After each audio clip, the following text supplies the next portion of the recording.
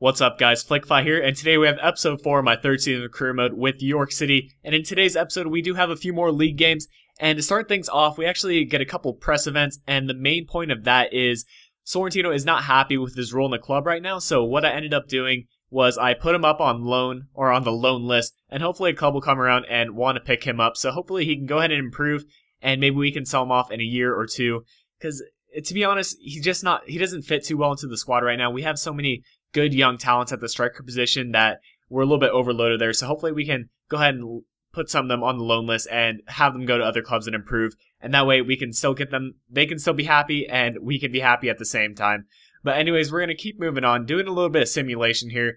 And in a second, we're going to get another email in regards to one of the transfer offers.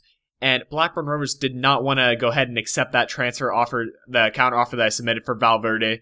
And we're just going to continue on from there and go into the first match of the episode against Brighton. And I really wanted to do well against Brighton. They're sitting 23rd in the league, so that's obviously pretty low. So I wanted to pull our first league win, actually, because we have not managed to get a win in the league. We did manage to get a win in the Capital One Cup against Crawley Town, but hopefully in this game we can go ahead and get our first league win. And we start things off really well here. It's going to be Isacek running down the wing, just bursting by the defenders. He's just going to push that defender aside and try to bully right by him. And he actually is through on goal here. He tries to go near post, but unfortunately that hits the side netting. And we go into halftime with a 0-0 draw, so that was really the only major chance in the first half through Isacek. And to be honest, Isacek's been a really good signing for us. He only cost $500,000, and with the potential that he has to grow, it's just, I think it's going to be a great investment in the long term. But anyways, here's De Silva getting a really similar goal to the one he got in the last episode, just bringing the ball down and rocketing the ball by the keeper there. And here's going to be Brighton trying to get it on the counterattack, and they're going to send a really nice ball into the far post, and a really audacious attempt on the volley. That one will try to go near post, but he managed to fail that one. But here, a bad mistake by Brighton's defense, and it's going to fall to De Silva, who's going to clean things up, and in the 86th minute, he just finishes things off there. Pretty much gives us the win, and we're going to get our first league win, which is a nice thing for us. You know, hopefully we can keep the momentum going and pick up a few more league wins in the near future. And De Silva actually gets a 9.1 match rating, which was well deserved, seeing as he got both our goals and really was the key player in the match.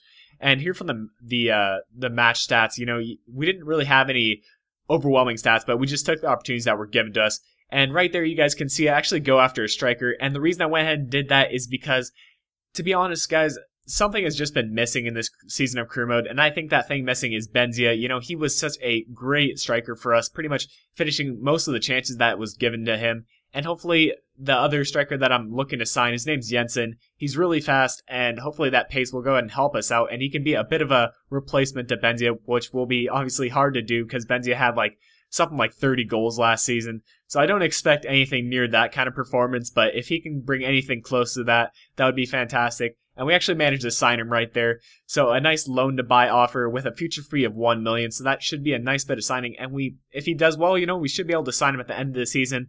Hopefully it's nothing like what happened to Benzia where we had to let him go. And you can see they're actually reject the other two players because I don't have the wage salary to go ahead and sign all three of them. So I just signed the one that I thought was the most promising, and that was Jensen, the really fast player.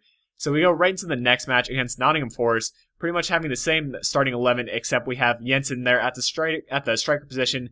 I move Sorrentino on the bench, and Chikuchi is sitting on the reserves, and he'll get rotated around with Sorrentino so they can both get some playtime.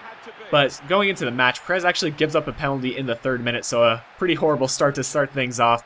But hopefully Daryl Byrne is able to save this one. He's just going to do a little bit of play to try to psych out the striker, but he puts it to the right, Daryl Byrne goes to the left, and they get the 1-0 lead in the 3rd minute, so a horrible start for us. But, you know, we can come back from that, even though the squad's morale is a little bit lower than what we'd like. But here's Milo coming in from the left-back position, and in 2 consecutive episodes, he's gone on and done that.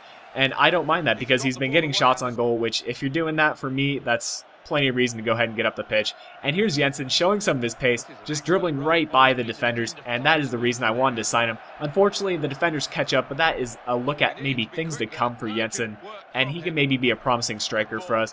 But here's Jensen again, trying to get a shot on goal, just using some of that pace to get some room. And he goes with a nice low left foot, but the keeper tips that one away. Goes out for a corner kick, and nothing results off that. But Nottingham Forest nearly managed to get a 2-0 lead on us before halftime, but luckily that one is wide of the net. And we go into halftime with just a 1-0 deficit, so I was pretty happy about that. Obviously not happy that we were on a deficit, but pretty happy that we weren't losing by more than that. But unfortunately, that did not last for long. A little bit of a weak header gets by Henley, or by Daryl Byrne there.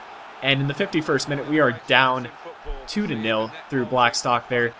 And we tried to cut the deficit in half here. It's going to be Isacek trying to look for the man in the center. It's De Silva in the center, but a good save there by their keeper. Keeps the game at 2-0. And Miller running up the pitch is going to find their striker yet again. And a great finish there to make it 3-0 for Nottingham Forest. And at this point, I had to start thinking about the next match, so I went ahead and made some substitutions. Brought out Isacek, Valdio, and De Silva, brought in Sorrentino, Mokhtar, and Matty Blair. And the match ended at that, guys, 3-0, so we get a win and a loss in this episode.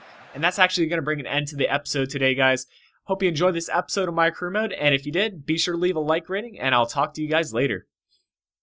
If you made it this far into the video and want help support my channel, be sure to leave a like rating on this video and subscribe to see future content.